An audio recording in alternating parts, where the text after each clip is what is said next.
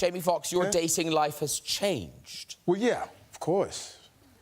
It's tough out there. No, I just like my life is. I'm getting older, but people think I'm younger because I hang out with Kanye and all these other. So I see younger girls, and it's terrible. And my daughter hates it because, like, I still try to go to the club and say, I'm that guy. I'm still at the club. Yeah, it sounds horrible. No, but it's bad because like I'm still going to the club. I'm like almost 50, so I hate going to the club in LA because I was going to 10, and these girls pull up, and I'm outside the club. I'm about to go in the girls' club. Oh my God, Jamie Foxx! I'm like, what's up? We go to school with your daughter. Oh. Are you going in the club? No, it's a open house that I'm going to go see. So I mean, I just have to be careful. And then they don't know, like, I'm 49, and like I DJ and stuff like that. So I was DJing at this club, and these girls was by the DJ booth, and they were just so young. Like, I said, well, how old are you? Like, I'm 22. Well, how old are you? I'm 23. And, oh my gosh, she's ancient. She's 27. I'm like, wow, yeah. And the girl asked me how old I was. When I told them how old I was, you would have thought that I told them I had a terminal disease. I said, well, I'm 49. Oh my God. Can't you die from 49? Come on, girls, let's pray. He has 49.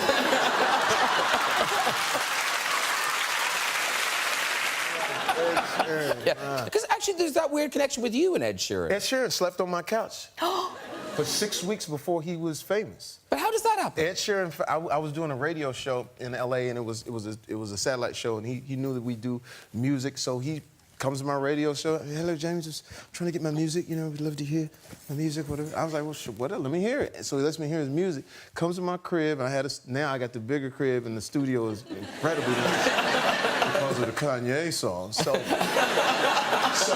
he plays. I'm like, you're incredible. So he starts. I said, listen, I know you don't have anywhere to go. Just chill here. I was giving him food. My daughter was like, who do you have over here now? Because I would always have people. I would always like champion the artist. Yeah. And so I said, listen, man, I think you got the goods, but I got to check you out, though. So I took him down to this show that I was doing, a live night every Monday in L.A., downtown L.A., and it was like 800 black people, all black, like just the best musicians who plays, the guitar for Sting, and I mean the level of the music is here. And there was a dude up there rapping, and he was sweating, and he was black. And then another girl, she came up and she sung, and she was black, and they was singing blackness. It was incredible. And so all of a sudden I say, ladies and gentlemen, Ed Sheeran. He pops out, with a little red hair and a ukulele. And one of my homies, who's an incredible guitarist, but he's just true to the music. It came from us. This is blackity black, right? And he says, yo, Fox, come on, man. What's this, man? What's this? What you doing to the room right now, man? You gotta respect the room. And it was just like a movie. I said, well, let's see what the kid has. And he went out there on that ukulele, got a standing ovation in 12 minutes. Wow. And the rest was history.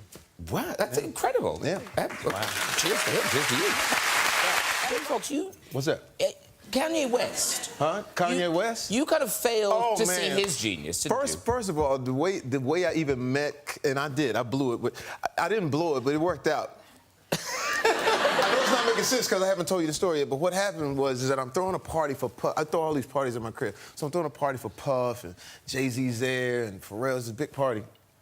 And this kid walks in with a backpack on, and his jaw is busted. And I said, who's that? And they said, that's Kanye West. I said, what do you do? They said, he raps and, he produces for Jay-Z. I said, well, everybody that comes to my house got to perform. I gotta see what this dude had. So I walked up to him, and I said, yo, man, they say you do your thing, you rap. And he killed with this freestyle. It was amazing. I said, wow, boy, you gonna be famous, right? And then he said to me, he said, I have a song that I think that you would be great on if we could go to the studio and do that song. I said, man, what? I'm trying to get in the music business. Let's go, because I wasn't in the music business. And I happened to have a studio at my crib. So we go in the back. Well, yeah, we heard that, yeah. But reason I did that because I would throw parties for musical people so I could try to get on a record. So that's why Puff and Jay-Z and all them were there. They didn't know. But we go in the studio, and he says, the song goes, she says she wants some Marvin Gaye, some Luther Vandross. I say, I got it. She says she wants some Marvin Gaye and some... He said, yo, what are you doing? I said, well, you know, you don't know R&B. See, I'm an R&B singer. See, I got to put the R&B thing on it. See, I got to do that. He said, don't do that. He said, just sing it simple because it's, you know, it's hip-hop. And I was like, all right. So I sung it begrudgingly, thinking this song is whack. He's not going to make it. It's not going to work, right? So I left, and I went and did a bad movie, and I came back. But your jacket.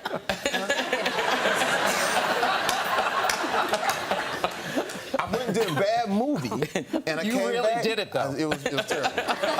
You really took a chance. It was horrible.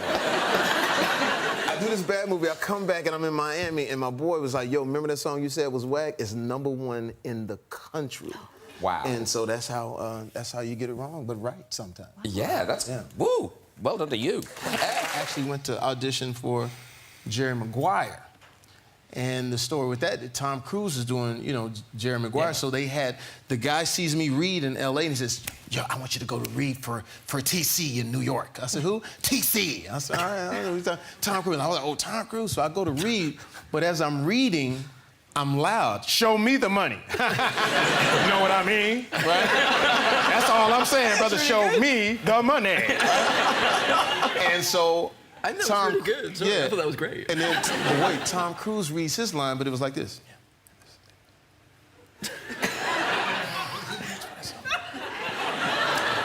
So I thought he lost his place. Because I couldn't hear him, so I said, we right here. He says, I know, I said the line, I'm waiting on you. I'm like, oh. So now I'm sweating, you know what I'm saying? I'm like, I done lost my place, I done went blind the whole night.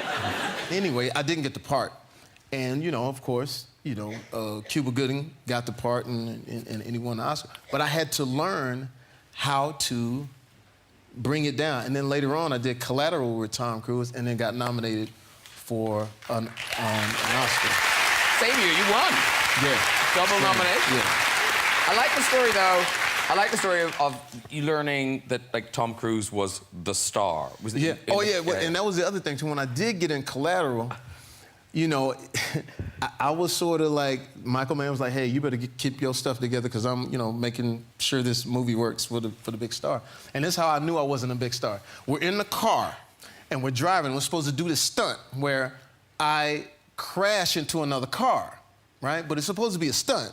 But what happens is the car gets out of control, and I actually do crash into the car. And when they get there, they're like, Jamie, get out of the way. Tom, are you okay? And that's where you know where you are. We have a picture of Jamie Foxx, young. Yeah. But now, what age are you here? Yeah.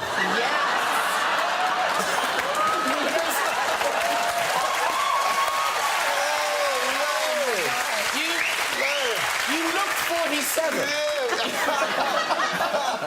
We got the same kind of hair right there. Bro, that's the Jerry curl right there. I was 18 right there. I was 18 years old. Now, is that a backdrop to make it look like there's brick back there? You know what? No, I think that's real brick. Oh, okay. Real brick. Real brick, baby. It's a brick house. He shelled out for this picture. Great musician. Now, you must have used your music at some times to woo a woman. I use whatever I could. I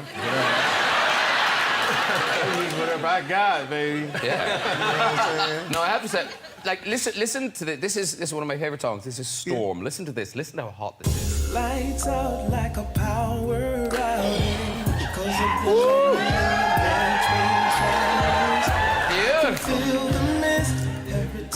And there's almost a Spider-Man link, because it starts off with lights out like a power outage. Lights out like a power outage. Oh!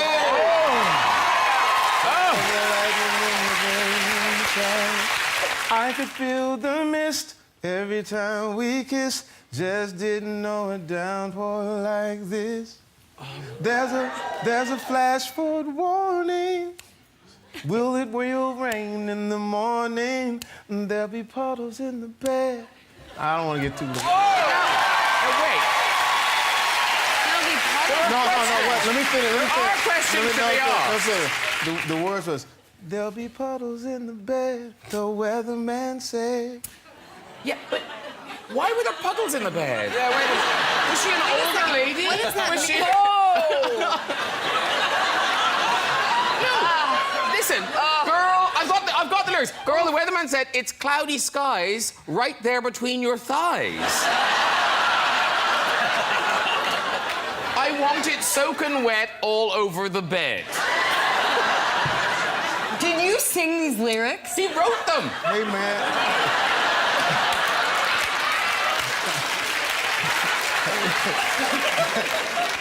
Hey, it sounds much better when you sing them. You just can't read the lyrics. Could our American stars, you know, do a Cockney accent? Yeah. So these are Cockney expressions, East End expressions, but written phonetically, OK? So you'll get it as we go along. So, Debbie, if you want to read... They'll be on the screen. I'm ready. So if you read this phonetically, you should sound like an Eastender. If you get them, they're good. OK. This is very good, Jamie. It is. Try this one. Try this one, Jamie. Is there any Cockneys in the house? There's got to be a Cockney. Yeah, Can you use it in a sentence? What? Yeah, you could. So, but try... Just say that, say Quarter that. pounder. There you go, see? Quarter pounder. Quarter pounder. Quarter pounder. Quarter pounder. Right. With cheese. Quarter pounder with fries. That's what you'd have it with, you know what I mean? Quarter pounder. Quarter pounder with... OK. Quarter pounder. Quarter pounder with... Quarter pounder with fries. He's kind of confused. Yeah, because my daughter, she comes to all my sets, but she had never been on a set where actually kids could go see the movie. Because she was on the set of Django, and so she was 4 years old. I know that's probably bad parenting, but she's watching people get blown away, and she's seeing them make up the blood. And, oh, Daddy's great. So when she was on Annie, she didn't understand. It was like, she was like, when does Annie get the gun and go kill the people that took her parents? Oh, that's a whole different movie right there. That would be a great update. Annie's Revenge. The sun won't come out tomorrow.